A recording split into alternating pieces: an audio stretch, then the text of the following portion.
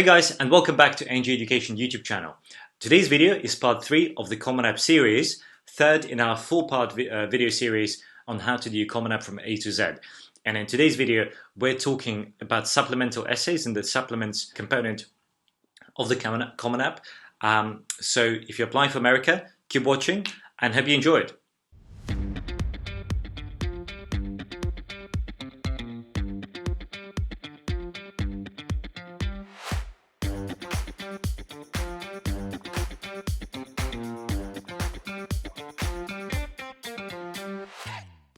As always guys, if you're applying to top UK or US universities and want tips and latest information and advice on admissions and how to maximize your chances, do subscribe to our YouTube channel and also check us out on Instagram and TikTok, where we share tips and advice that we don't necessarily always share here on YouTube. So without further ado, you've done your Common App, you filled up the application, you've done the Common App essay. Well done, by the way, that's a huge achievement. You filled all the billion questions about them, filled your grades, all of that jazz. How do you actually select universities and apply to them? So what you do is you go to college search, right? College search, and let's say we want to apply to Harvard. That's a decent one. Let's say we want to apply to Stanford, and let's say we want to apply to Northwestern. Yeah, Northwestern, and maybe for good measure, let's add something in the south. Maybe let's see what we have. Yeah, let's go for Florida State. So you've added the schools that you want to add to your list. And by the way, Common App interface permits you to apply to up to 20 universities. So majority of NJ students, we recommend applying to between 9 and 12 schools. And that's split between reach schools, sort of mid-level schools, and safety schools. Reach schools are kind of your aspirational schools where if everything goes well on the day and with a bit of luck, you would go. Mid-level schools are kind of schools that should be taking you in and should be accepting you, but are still fantastic. And safety schools are, as the name suggests, safety. So if something goes wrong, you underperform, or you have a streak of bad luck, those schools will still accept you, so you have a place at university. So you go to My Colleges, and you now see that here on the left we have all the universities that we have picked for our university applications. So if we start, let's say Florida State, you click on that, and you see that Florida State, if you click down, they say that, okay, Common App personal essay is actually optional. So the main Common App essay that you spend so much time working on, you don't necessarily have to submit it, but because you have, assuming you have, submit it. And they have some extra college questions, which we're going to come to in a second. So what you do is you go to part that says questions. Yeah, and then it asks you fairly basic information. When do you want to apply? Some universities only have one starting date, and that's September full semester of each year. Others have more flexible dates. They have full September start, they have January start, they have spring start. So watch out and pick the one that's appropriate for you. Now, preferred admission plan. So different universities have different admission plans. Virtually all of them have a regular decision admission plan. However, some universities have an early decision, restricted early action, and other kind of nuances of American applications. We're going to do a separate video explaining RD, ED, EA, so regular decision, early action, restricted early action in detail separately. For now, I assume you're applying for regular decision, so you click continue, choose your major. When it's asked you, do you wish to be advised for pre-med? So for those of you applying from outside of America, in America you can't go to university and study medicine for undergraduate. You go to college and you do a range of subjects, and then from your sophomore year, so that's your second year, you can specialize and kind of go on a either pre-med or pre-dentistry or pre-veterinary or pre-law track. So normally you have 1 or 4 tracks if you want to pursue those subjects, and after you graduate from college, you go to graduate school to pursue those subjects, which is very different to the UK, let's say, where you can go to Oxford or UCL or King's or wherever and study well, not dentistry at Oxford, but you can go and study medicine or jurisprudence from day one. So in the UK, you qualify much quicker. In other countries like Russia, India, etc., you qualify much quicker, so you can start earning quicker.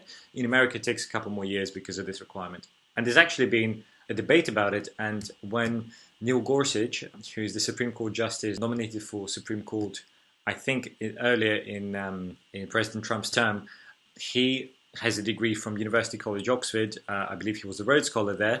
And he actually, during his hearings, he brought this up this notion whether potentially America should shorten its legal education and number of years it takes for you to study before you can qualify as a lawyer, and maybe adopt a more UK model, English model. But anyway, that sort of goes beyond the scope of this video. So you answer the questions, go to activities, and do you wish to upload. A lot of universities ask you to upload a resume or give you an option to upload a resume. You don't necessarily have to, but you can. You have contacts, family information, important questions. Now, important questions. Have you ever been charged subject to disciplinary action? It's always much better to tell them if they're going to find out anyway. It's much better they find out from you, and you can upload an explanation than your school teacher, your counselor includes it in their reference and there is nothing from you. So don't hide it. Well, you can hide it as long as your teacher doesn't tell them, but don't tell you that I told that. But on a serious note, you shouldn't hide this stuff, and it should go in the form. Have you ever been charged with a felony? Again, they will run a background check, so if there is something, you should put it out and explain it. And there are students who successfully get admitted to university, who've made mistakes, who've even been to juvenile prisons, and who've made some bad decisions, but they write about them in their essays, and they talk about those as growing points of growth, as learning experiences. So it's important to keep a positive outlook, and if you've made some bad decisions, to kind of turn it around and to still try, because you will never know until you try. And if you justify everything and explain it, you may be in luck, and the university may accept you. So should never be put off by this. Right. Anyway, you answer all those questions. Then you go to the recommenders section. And by the way, we're going to be talking about recommenders in part 4 of the series, talking about recommenders and FERPA. And then you review and submit. Again, we'll do that in part 4. Now, this was fairly straightforward. Let's go, for example, to Stanford, which you will be surprised, maybe not surprised, to see that it's so much more complicated and have so many supplementary questions. So if you scroll down, you see, first of all, Common App is required. That's not an option. You have to do it. Then you have to answer 8 extra questions and provide some additional details. And you may also have other stuff as well. So if we go there, so questions, all the usual stuff, blah, blah, blah, entry term, short questions, they call it. And Stanford makes it quite complicated. So short, what is the most significant challenge that society faces today? World hunger, inequality, women's rights, whatever. You need to give your answer. And be careful, this is out of 50 words. However, some answers are out of 50 characters. So we're going to come to them in a minute. How did you spend your last 2 summers? Don't try to overthink this, just answer the question to the point. What historical moment do you wish you could have witnessed? I don't know, what is it? Is it, the fall of the Holy Roman Empire? Is it, completion of construction of the pyramids? Is this end of World War II? Whatever it is may be, you need to put this here and give a reason for that if you have the space. Elaborate one of your extracurricular activities. So one of our students talked about their family duties. Another student can talk about a job that they have outside of school. Another student can talk about volunteering. So lots of stuff. Right. So those are short questions, which are different to short essays. And Stanford makes it as complicated as they can. If you're Stanford admissions and you're watching this, you have given hundreds of sleepless nights to many students applying to Stanford. Now, here they have the essay. So essay number 1, number 2, number 3. So on top of the questions, shorter questions that you had 50 worders, you have 250 worders here. So, this is like a proper essay. Stanford community is to be curious. Reflect on an idea that makes you genuinely excited about learning. So what makes you excited about learning? Why are you seeking 4 years of your life and a ton of money, like a crazy, huge amount of money, all, that either going to be paid by your parents or debt or you? I mean, if you have that kind of cash, great, but majority of applicants, majority of you watching this, not going to have that. So that's a big commitment, and you need to have some good reasons for that. A letter to your future roommate. No point trying to pretend to be perfect, and you can be a bit funny, a bit quirky, and a bit real, and tell them what living with you will be like. Something that's meaningful to you. What is it? Singing, your family, your work, learning, whatever it may be, tell me. And I really want to know what you have to say about that. Now, additional background. Again, similar question to Florida State. Have you ever basically made some bad decisions in your life? Yeah, and that's pretty much it. If we look at another university such as Princeton, instead of just one component called application, it now has two. It has the writing supplement as well. It's just a different way of packaging it. So it's all pretty much similar to Stanford, but instead of having those 3 to 150 word questions as short essays, they put them separately here. So again, you talk about all of that, and Princeton has a ton.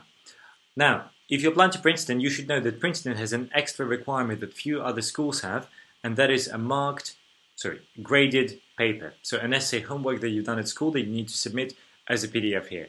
A lot of students are caught off guard, especially if they're lastminute.com students and they're doing this last minute, but you need to have some good homework that you can show Princeton that you can submit with your application. Now, for the Common App, you will remember from watching part 2 of this four-part series that you had options, right? So you could put one of any 7 prompts of your choice.